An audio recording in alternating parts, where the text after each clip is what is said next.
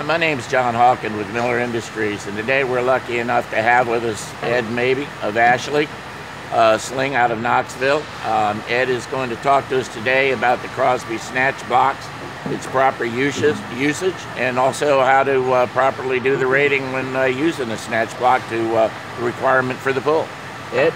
Thank you, John. One of the first things you want to look for is to make sure that you're using the correct size block with the correct wire line size. This is very critical. This information can be found on the side plate that gives information. Also, it gives warning information that you should become familiar with as well. There's also additional information from the manufacturers as far as instructions and understanding how to use the block itself. One of the first things during the inspection process that you want to make sure that is working correctly is the movement of the sheave. This is very critical to make sure there's no damage to the wire rope. Any damage to the wire rope would cause failure, which is what we do not want. Failures could cause damage, property damage, or what have you.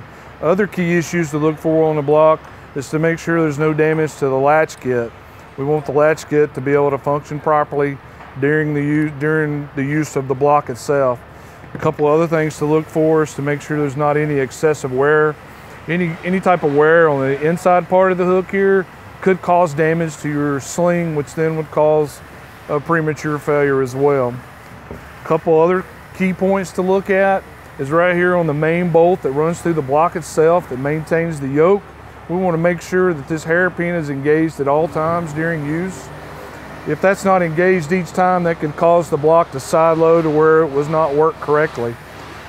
Also, another thing to look at during maintenance is to make sure that they're properly lubricated. There's a grease jerk on the outside that goes through the shaft of the sheave. We want to ensure that this is fully flowing at all times. There are other additional things to look at and to consider. There's also a printout available that you can get from your Miller distributors. This is something that's available in PDF format that you can post in your trucks and your recovery vehicles.